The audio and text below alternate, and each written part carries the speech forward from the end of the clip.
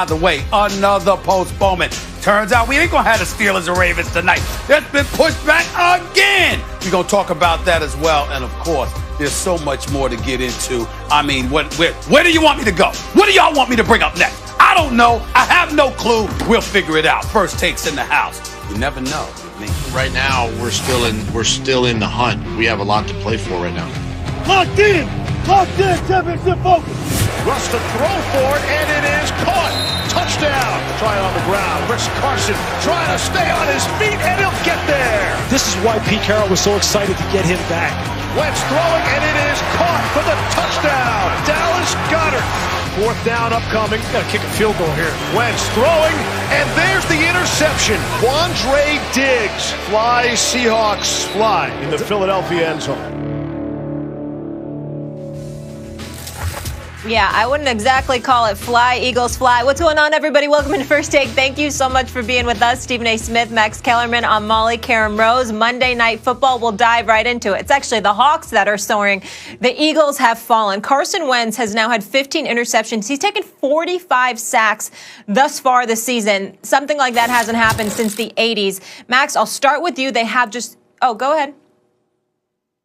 I just want to say, Molly, I can't start off the show without highlighting the blue is looking very, very lovely. Max Kellerman, the tie, the dapping, all of that stuff. But you might want to move the tie a little bit to your right. Just a little bit, Max Kellerman, to your right-hand side. I'm sorry, just a little. To my right, like center. this, you mean, right? To your right. Yes. Just a little bit over. There we go. I got you. Well, thank now you. We're on point. We ready to go. I'm just here for y'all. Crossing our T's. I'm just trying to be here for y'all. I'm just trying to be here for y'all. You know, not a Windsor, so it's a little asymmetrical.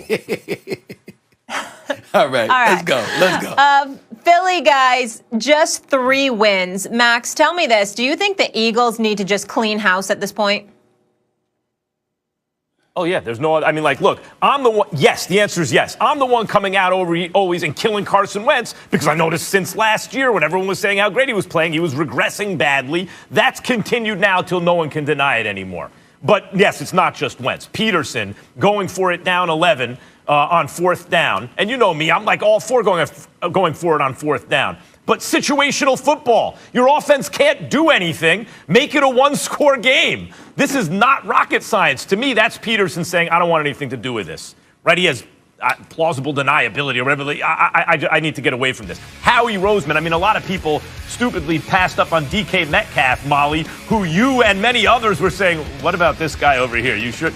But Howie Roseman was one of them. Howie Roseman passed up on Jefferson to take Rieger, who was said he runs a 1.240. Remember, you heard things like he runs a 4.340, but at the combine it was closer to 4.5 and couldn't get separation at all yesterday. No, and by the way, and then drafts Jalen Hurts in the 2nd round, who's clearly that's an indictment of Carson Wentz, but obviously Hurts isn't ready to do anything, or they'd have given him a more of a look so far. And by the way, Peterson, when he puts Hurts in, the offense is doing nothing. They have like 5 consecutive series with possessions with like they're 3 and out, they're 3 and out, they're 3 and out. They put Hurts in, there's a pre-snap penalty, and then he completes like a 6-yard pass. Immediately, Carson Wentz comes back in, right?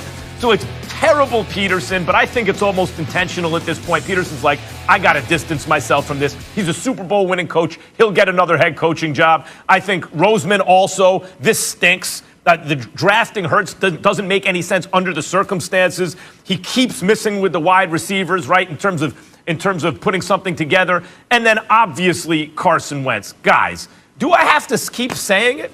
Do I have to keep saying it? The dude is the worst starting quarterback in the NFL right now. Stephen A., if you want to say, well, if Roseman and Peterson were doing better, he wouldn't be the worst, I agree with that. He'd be average, low average. The dude ain't getting paid average, low average. He has an immovable contract. Again, find a taker for the contract. What have I been saying, like, earlier in the season? See if you can get Nick Foles for Carson Wentz. Not that Foles would do any better with this Eagles team, but at least you get out. Like, Foles has a modest contract. Wentz is getting paid like a superstar. So at least you get out from under Wentz's contract, and the Bears will get a mobile quarterback who at least used to be able to pass the ball down the field. Wentz was awful again. Stephen A., yes. You're confusing me. Are you saying the coach needs to go, the GM needs to go, or everybody needs to go? I'm lost. What are you saying? I thought, well, the GM, the coach, and the quarterback is everybody. So I'm saying everybody. Yeah. I will just end by saying this and hand it to you. Carson Wentz was facing an historically bad defense last night, and he made them look like the '85 Bears. Right? They had like negative 3 yards in their first 5. It was ridiculous. He can't do anything. He's shot. And I blame the enablers on the team and in the media who keep telling him how great he is when he keeps regressing. Why doesn't anyone tell him the truth? Carson Wentz, you stink. But there was greatness in there. But right now it's all messed up. You got to get better. Okay. Now, before I go into my soliloquy, let me ask you a question, Max Kellerman. Are you aware of how old Carson Wentz is? He's 28. 27. He's 28 years old. 28. Well, I'm sorry. They said 28. I'm sorry. If I'm wrong, I'm wrong. But it says right here he's 28 years old. What I'm asking you is this: at the age of 25, were we not saying that he was great, that he was on the verge of greatness? Yep. He was. Okay, so what I'm saying to you is where you and I part ways is that your criticisms are on point. But when we talk about cleaning house, that means everybody got to go. And I'm of the mindset that Peterson has to go, even though Peterson is a Super Bowl winning quarterback. And do you know why I believe Peterson has to go? For exactly the reason you said. He don't look like he wants to coach this guy. He doesn't look like he believes in this guy. Agreed. He doesn't look like he believes that this is the guy that he wants to ride with. But the Eagles are committed, to $59 million to this man over the next year or two? He ain't going anywhere. So the fact that Carson Wentz ain't going anywhere because you're not going to get anybody to take those numbers, and on top of it all, you got to pay him those numbers. I'm sorry, the head coach, who used to be an offensive coordinator, who used to be a quarterback's coach, that dude has to be held accountable because that's your job. Now, if you were a defensive coordinator, let's say, for example, Max, he was Tony Dungy, or he was Lovie Smith, or he was Mike Tomlin or somebody. Hell, if he was Vic Fangio, well, guess what? Defense is your thing. I brought in a quarterback's coach. I brought in an offensive coordinator to work with this guy, and it's not working out. That would be different. But for Peterson, this is what you do.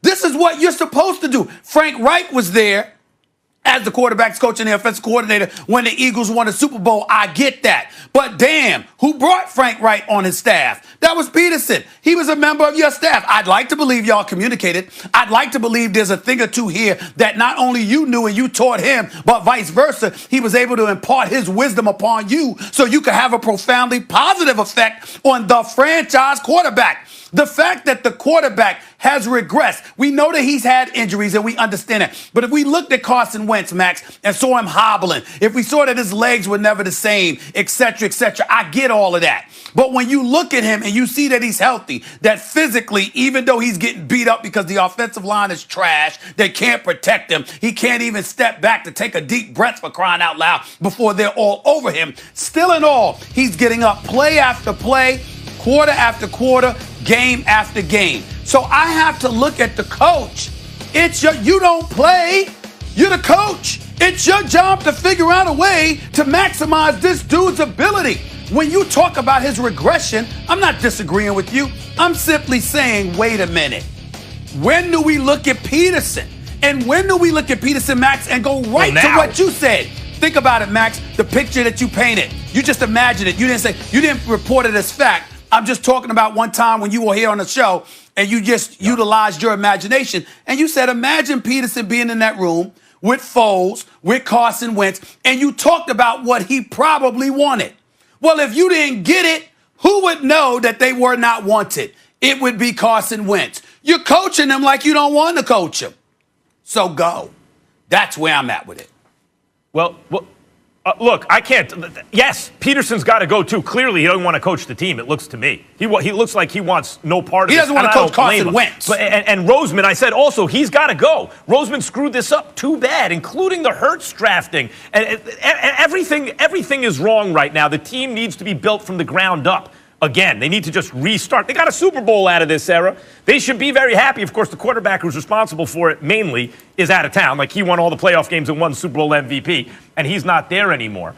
But I'm talking about Wentz right now, Stephen A. The reason, even this game, everyone's arguing with me, telling me their only chance to win is with Carson Wentz. In fact, Hurts may have given them a better chance to win. If this was supposed to be the game to find out about Wentz, he ain't got it, right? And what people have missed is by not benching him when I suggested like a month ago, 3-4 games ago, he never got the message. He was never held accountable to the team. He has continued to regress. Stephen A., right. It's such shocking regression at this time. It's a continuation of the middle of last year that I noticed last year. But it's kept going, because all he hears is how great he is. That's why he says things like, this is the way we do it around here. Remember what he had? He had Goddard, the tight end, twice on linebackers, right? Once it was obviously Bobby Wagner, and who was it the other time? And he underthrew the ball so badly that they got a pass interference call out of it, right? Because coming back on the play, the linebacker knocks into Goddard. Like, he is so bad when something good happens, it's by luck. It's because he's so bad, the defense can't even kind of compute how bad he is. But, Max, you got two running backs that are one's averaging nearly 5 yards a carry. The other's averaging over 5 yards a carry. You're talking about Miles Sanders and Boston Scott. They got 8 carries last night. 8! What are you doing? Yeah, ridiculous. When I look at Howie Roseman, listen, I don't like the fact that he drafted Jalen Hurts. I get all of that with the investment that you made in Carson Wentz. The flip side is Carson Wentz's durability was a question mark, so it sort of made sense because you never knew when he was going to get hurt. My point is, when you look at their defense, their secondary might have been compromised, but excuse me, it's not trash. You got some good defensive players on that side of the ball. You got a guy in Schwartz that knows what he's doing, coaching the defense as your defensive coordinator. So we get all of that. Offensively, you got a running game. Offensively, you've got some decent receivers. You certainly tight at the right linebacker spot with Ertz and Goddard. So what I'm saying to you is that it's really about Wentz and Peterson more so than it's about Roseman. Roseman didn't make the right move with this particular draft, but the man did help them win a Super Bowl after the Chip Kelly disaster. He came back, took over, helped deliver a Super Bowl. He had a part in hiring Peterson, obviously. You see the roster that they assembled. I can't point the finger at Roseman, and I'm not even questioning Peterson in terms of his capabilities. I am saying that you look at him and Wentz, and clearly that is not a marriage that is going to last.